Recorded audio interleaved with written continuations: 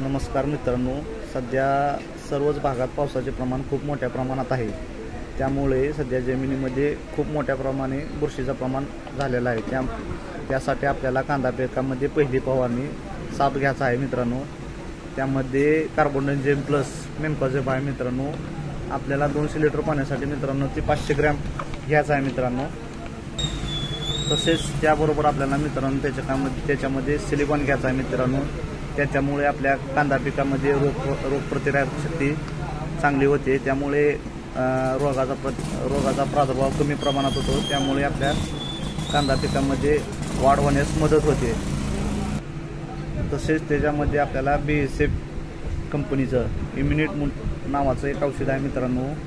ते खोडाळीसाठी व थ्रिप्स, घोंगाणे अशा प्रत्येक किडीवर नायनाट काम करते मित्रांनो। त्याच्यामध्ये अल्फा सायपरमिथेन व टेफ्लुबेंझालोन हे घटक आहेत मित्रांनो।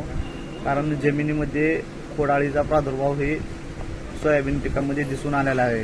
ज्याच्या जमिनीमध्ये शेणखताचं प्रमाण जास्त आहे मित्रांनो, त्यामध्ये 100% फुंगणीचा वगैरे खोडाळीचा प्रादुर्भाव मोठ्या प्रमाणात दिसून होतो। त्यासाठी आपल्याला BASF कंपनीचं इम्युनिट हे घ्यायचं आहे मित्रांनो। त्याचे 1 नंबर रिझल्ट आहेत। या तिन्हीचं कॉम्बिनेशन मित्रांनो घ्यायचं आहे। जबरदस्त रिझल्ट आहेत मित्रांनो। एकदा आवर्जून फवारावा।